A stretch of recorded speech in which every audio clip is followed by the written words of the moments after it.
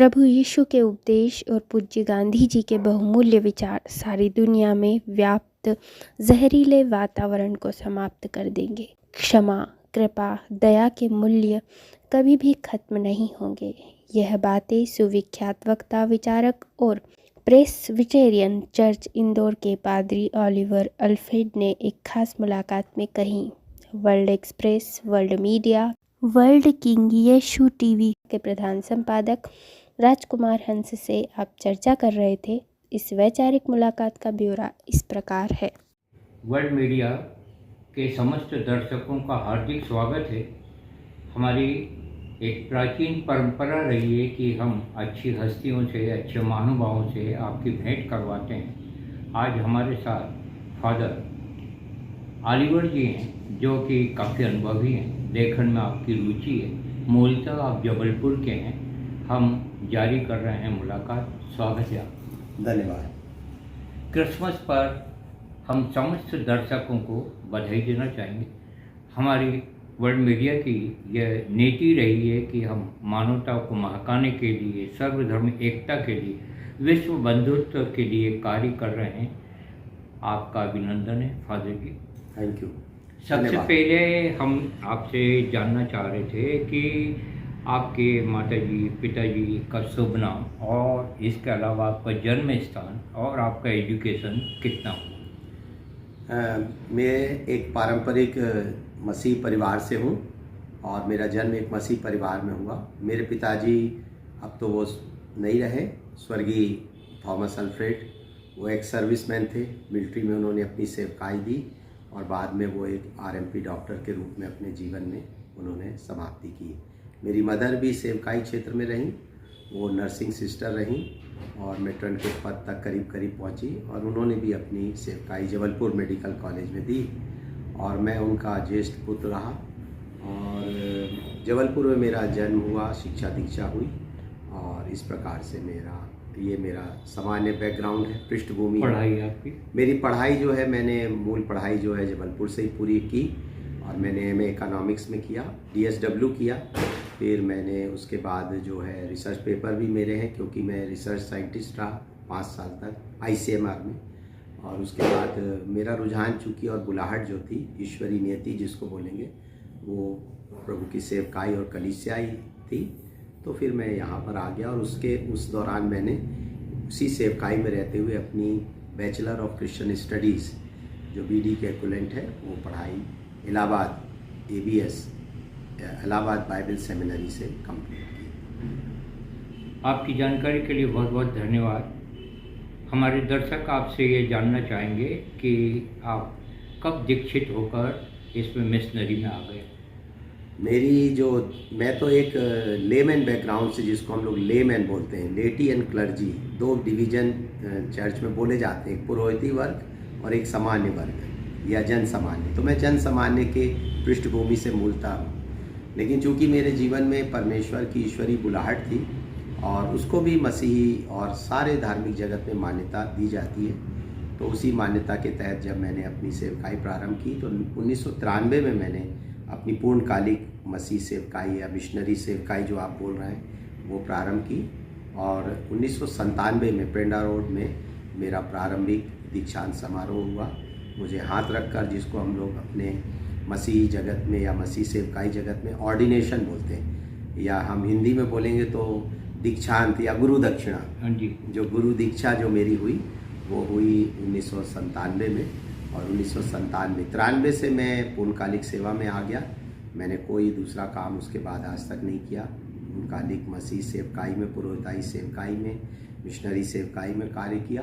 और 97 से मैं विधिवत एक अभिषिक्त, जिसको हम बोलते हैं, सेवक रहा, पास्टर रहा।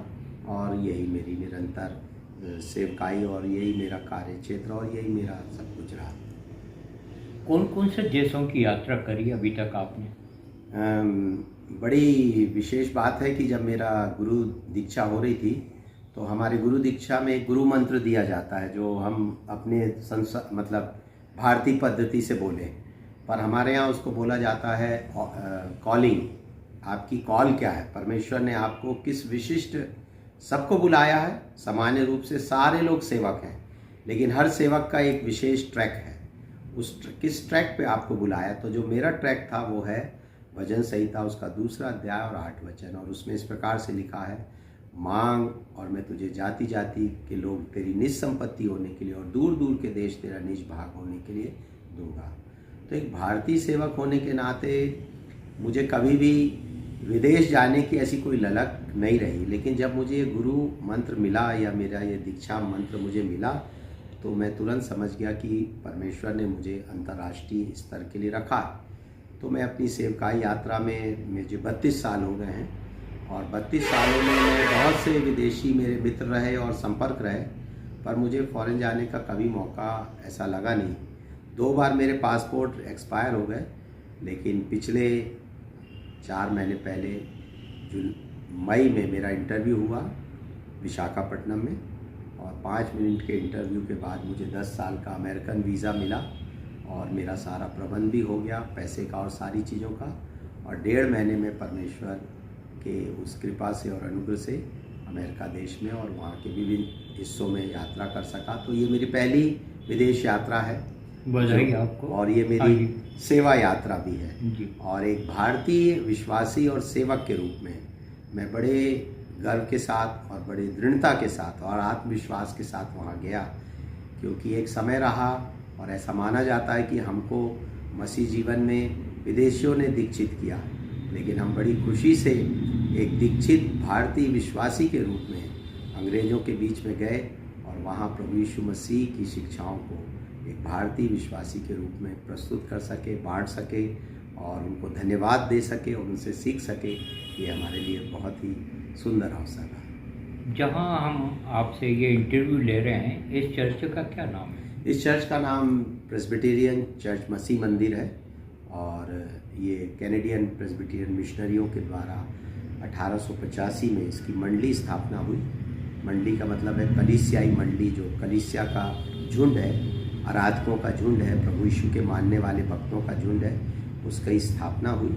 लेकिन जो भवन आज आप देख रहे हैं और जहां हम बैठे हुए हैं, ये 1926 में बनाया गया और ये वर्ष जब आप मेरा इंटरव्यू ले रहे हैं, हम 100वें वर्ष की तरफ, इस भवन के शताब्दी वर्ष की तरफ इसको सेलिब्रेट कर रहे हैं। और ये ईश्वरीय नियति थी कि आज मैं और आप इस 100वें वर्ष में, जो परमेश्वर ने 100 साल पहले काम शुरू किया और जो इस नगर की सर्वधाम संभाव की परंपरा है, जिसमें यहाँ की महारानी का बड़ा भूमिका और हाथ रहा और उसकी आशीष इस नगर पर है, उसी परंपरा को हम आगे वहन कर रहे हैं। बहुत अच्छी आपने जानकारी दी। कब से हैं आप यहाँ पर फादर इस चर्च में? मुझे इस चर्च में पहला टर्म जो मैंने किया वो 2011 से 16 के बीच में किया। फिर 2016 से मैं वापस चला गया था अपने पुराने कार्यक्षेत्र छत्तीसगढ़ में, और 2021 में के बाद मैं फिर से यहाँ आया हूँ। तो 21 से अभी ये 4था साल मुझे हो रहा है। और उसका एक निमित्त ये भी था कि मेरी बेटी का इसी क्षेत्र में परमेश्वर ने प्रबंध किया, वैवाहिक प्रबंध, पारिवारिक प्रबंध, उस तारतम्य में मैं फिर से आया। तो ये ईश्वरीय नियति थी कि मैं इस कलीसिया में फिर से सेवकाई दे रहा हूँ। सारी दुनिया में अशांति का वातावरण है, प्रभु यीशु ने शांति का बहुत बड़ा संदेश दिया। क्रिसमस 25 दिसंबर को इसी महीने में है, तो आप क्या संदेश देना चाहेंगे वर्ल्ड एक्सप्रेस के माध्यम से, वर्ल्ड मीडिया के माध्यम से और वर्ल्ड किंग यीशु टीवी के माध्यम से? मैं यही संदेश देना चाहूँगा कि जब प्रभु यीशु मसीह का जन्म हुआ तो उनके जन्म से 700 साल पहले यशाया भविष्यवक्ता ने एक भविष्यवाणी की, और वो 9वें अध्याय के 6वें वचन में लिखी हुई है। और उसमें लिखा, हमें एक कुंवारी गर्भवती होगी और एक पुत्र जनेगी और प्रभुता उसके कांधे पर होगी, और उसका नाम अद्भुत युक्ति करने वाला, शांति का राजकुमार और अनंत काल का पिता। ये 3 टाइटल उनको दिए गए। तो उसमें एक टाइटल है प्रिंस ऑफ पीस, शांति का राजकुमार रखा जाएगा। शांति सबसे पहले परमेश्वर और मनुष्य के बीच में होना है, और जब शांति परमेश्वर और मनुष्य के बीच में होगी तो वो तभी मनुष्यों से मनुष्यों के बीच में हो सकती है। और आपको जान के बहुत आश्चर्य होगा जो प्रश्न आपने किया कि क्रिसमस का जो गाना स्वर्गदूतों ने इस पृथ्वी पर आकर गाया, वो गाना था, आकाश में परमेश्वर की महिमा और पृथ्वी पर मनुष्यों में सद्भाव, शांति और मेल हो। जिनसे परमेश्वर प्रसन्न हो। और ये क्रूस का चिन्ह है, ये क्रूस का चिन्ह है। परमेश्वर के साथ महिमा में जुड़ना है, परमेश्वर की महिमा का बर्तन बनना है मानवता को, और उस महिमा से परिपूर्ण होकर मानव को मानव के साथ सेवा देना है। ये क्रिसमस का संदेश है जो स्वर्गदूतों ने गाया, और इंग्लिश में उसको लिखा है glory in the highest and peace among the man whom God is pleased। जी, कोई भजन? हाँ जी, आप जी हाँ, सुनना चाहेंगे हमारे दर्शक? मैं बहुत अच्छा गायक तो नहीं हूँ, पर आराधक निश्चित रूप से हूँ। और परमेश्वर को, मनुष्यों को तो परफॉर्मेंस पसंद आता है, लेकिन परमेश्वर को आराधना पसंद आती है। क्या बात है। तो हम प्रभु की आराधना करेंगे, और मैं भारतीय गीत गाऊंगा जो हमारे स्थानीय लोगों ने इसको रचा, और वो यहीं की रचना है, और मैं गाऊंगा आपके लिए। स्वागत। जय जयकार, जय जयकार, जय जयकार, राजाओं के राजा की होवे जय जयकार। जय जयकार, जय जयकार, जय जयकार, राजाओं के राजा की होवे जय जयकार। नाचे धरती झूमे गगन, गीत सुनाती है ठंडी पवन। बैतलहम के गौशाले में आज मसीह ने लिया है जन्म।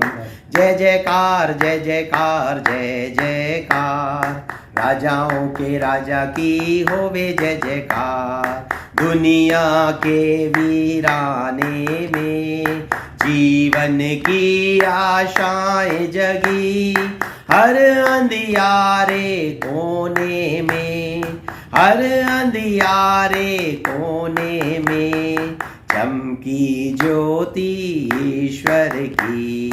जय जय जय तेरी जय जय हो, करते हैं तुझको दिल से नमन।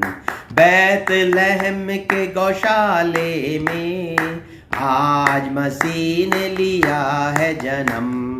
जय जयकार, जय जयकार, जय जयकार, राजाओं के राजा की होवे जय जयकार। जय जयकार, जय जयकार, जय जयकार, राजाओं के राजा की होवे जय जयकार। वाह वाह वाह वाह, क्या बात है। एक अध्ययनशील और अच्छे विचारक, चिंतक फादर जी से हम साक्षात्कार लेने जा रहे हैं, और ये साक्षात्कार हमने त्वरित लिया, और त्वरित आपके जवाब। आपको हम दिल से बधाई देना चाहेंगे कि आपकी हाजिर जवाबी बहुत अच्छी है, स्मरण शक्ति बहुत अच्छी है। आज के साक्षात्कार का अंतिम सवाल फादर जी आपसे। आज से 30 साल पहले हम जहाँ भी जाते थे हमें इंटरव्यू दिए जाते थे, लेकिन थोड़े दिन से फादर जी एक जहरीला वातावरण देश में हो गया, और जो इंटरव्यू हमें ईसाई समाज के लोग देते थे वो इंटरव्यू नहीं देते, और एक तरह से भयभीत हो गए। धर्मांतरण का आरोप लगाने वाले कुछ कट्टरपंथियों ने दूर कर दिया प्रभु से, और आपको हम बता रहे हैं ऐसे ऐसे कानून बन गए कि प्रार्थना हो रही है और पुलिस ने गिरफ्तार कर लिया झूठी शिकायतों के आधार पर। तो ऐसे वातावरण को बदलने के लिए आपके क्या सुझाव हैं? हमारे वही सुझाव हैं जो हमारे गुरु ने हमें प्रदान किए, और हमारे देश की परंपरा में वो निहित हैं, और उसको हमारे राष्ट्रपिता महात्मा गांधी ने राजनीति में, और ख़ासकर मसीही राज्य के विरोध में जिसको ये गर्व था कि उसमें सूरज नहीं डूबता है, उसको उन्होंने पीछे ढकेल दिया, और वो सिद्धांत प्रभु यीशु मसीह के सिद्धांत थे। और मुझे इस बात को कहने में कोई संकोच और कोई कोताही नहीं है कि वही परंपरा जो प्रभु यीशु मसीह ने दी है वो आज का भी इलाज है, और उन्हीं परंपराओं और उन्हीं मूल्यों पर जो हमारे राष्ट्रपिता ने आत्मसात किए और हमारे देश में बोए, जिसकी आशीष और भरपूरी आज तक हम पा रहे हैं, जिनको मिटाने और ख़त्म करने की कोशिश की जा रही है, उनको केवल मसीही लोग नहीं, जैसे हमारे राष्ट्रपिता ने समग्र कांग्रेस की विचारधारा के रूप में इस देश में लागू किया और पहुंचाया, उसी को हमें आगे ले जाने, और उसके लिए न केवल अब उससे लाभ उठाने की, परंतु उसके लिए जान देने और कीमत चुकाने की भी दरकार है। यही मेरा संदेश है। और मैं विश्वास करता हूँ कि जो नींव डाली गई है वो प्रेम पर डाली गई, जो नींव डाली गई है वो क्षमा पर डाली गई, जो नींव डाली गई है वो कृपा और दयालुता पर डाली गई। ये मूल्य कभी भी खत्म नहीं होंगे, बल्कि ये मूल्य जो हैं वो सब प्रकार की घृणा को, सब प्रकार के हत्या को, सब प्रकार के जहर को, सब प्रकार की सांप्रदायिकता को लंबे समय में ख़त्म कर देंगे। ऐसा दौर जरूर आ रहा है और दिखाई दे रहा है, लेकिन ये सब डरपोक लोगों की निशान है और हम साहसी लोग हैं, क्योंकि हम परमेश्वर के प्रेम से भरे हुए हैं। बाइबल मुझको और आपको सिखाती है और पूरी दुनिया सिखाती है कि प्रेम सारी चीज़ों पर जयवंत होता है, और मुझे पूरा विश्वास है कि प्रेम इन सारी परिस्थितियों पर भी जय पाएगा। क्या बात है, बहुत बहुत आपको धन्यवाद। पत्रकारिता में 55 साल होने के बाद एक अच्छा निडर और निष्पक्ष इंटरव्यू हम वर्ल्ड मीडिया द्वारा सारी दुनिया के लोगों को समर्पित कर रहे हैं। आपकी प्रतिक्रियाओं का स्वागत है। इनकलाब जिंदाबाद, मानवता जिंदाबाद, जय विश्व, जय भारत, नमस्कार। आप सबों को भी प्रेस्बिटेरियन चर्च और हमारे सब लोगों की तरफ से प्रभु यीशु मसीह के जन्मदिन की ढेरों ढेरों आशीषें, शुभकामनाएं, शुभाशीष। प्रभु आपको लगातार इस अलग को जलाए रखने और हमारे देश की महती परंपरा को बनाए रखने में सहायता करें और आशीष दें। धन्यवाद।